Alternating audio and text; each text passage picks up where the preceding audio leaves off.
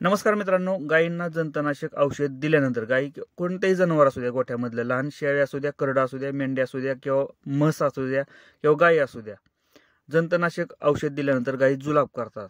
यावरती काय ट्रीटमेंट करायची व्हिडिओमध्ये आपण बघणार आहे. एकदम सोपे, साधारणतः 40 ते 50 रुपयात आपली गाय व्यवस्थित होणार आहे. व्हिडिओ हा शेवटपर्यंत बघा. व्हिडिओ जर आवडला तर लाईक करा. चॅनलवरती नवीन असेल तर चॅनलला सबस्क्राईब करायला विसरू नका.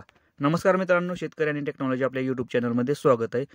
मित्रांनो, जंतनाशक अशी ट्रीटमेंट आहे की गोठ्यामध्ये वापरणं गरजेचं आहे. कारण मित्रांनो, गाय हिटवर येत नाही, त्या गायची तब्येत व्यवस्थित होत नाही, गायी दुधाला उतरत नाही त्या, जर आपण जंतनाशक औषध नाही दिलं तर.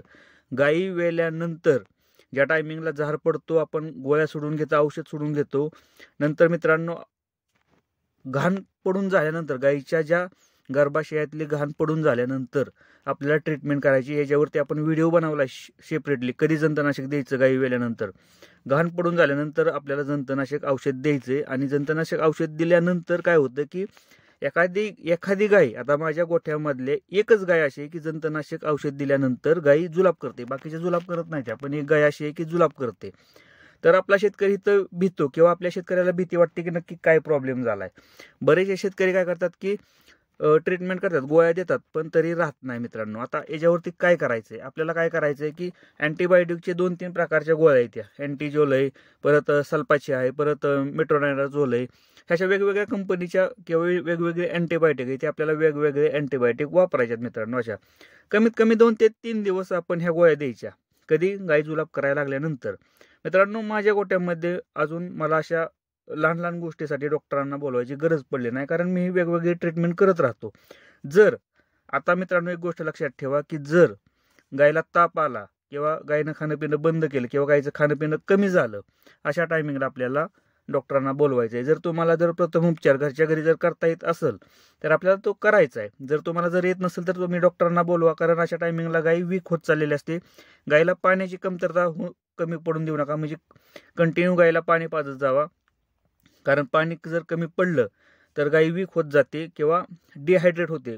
गायीची बॉडी हे डिहायड्रेट होते, यामुळे गाय आजारी पडण्याची शक्यता असते. यामुळे पाणी हे आपल्याला कंटिन्यू द्यायचं गायला. खुराकामधून द्या किंवा डायरेक्ट पाजलं तरी चालतं, काय नाही, पण जास्त पाणी पाजत चला जुलाब लागल्यानंतर. त्याचबरोबर वैरण आणि पाणी हे आपल्याला वेळेवरती द्यायचं आहे. मित्रांनो, लहान लहान गोष्टीसाठी आपल्याला डॉक्टरांना बोलवायची गरज पडली नाही पाहिजे. आपल्याला मेडिकलमधनं गोळ्या आणायच्यात, गोळ्या द्यायच्यात, आणि गोळ्या जर देऊन नाही राहिली तर आपल्याला डॉक्टरांना कॉल करायचा आहे. यामुळे काय होतं की आपल्या गोठ्यामधला जो खर्च आहे, जिथं की 30-40 रुपयात गाय कव्हर होते ना, तिथं आपल्याला 400-500 रुपये मोक्यात घालवावं लागतात. एकदम असं पॅनिक व्हायचं नाही किंवा एकदम भिवून जायचं नाही दूध व्यवसायात की नक्की काय झालंय, गाय आजारी तर पडणार नाही. किंवा बरेच शेतकऱ्यांना वाटतं जंतनाशक दिल्यानंतर गाय जुलाब करायला लागली, आता गायला काय होईल का, किंवा गाय आजारी पडेल, परत दूध कमी होईल का. अजिबात नाही.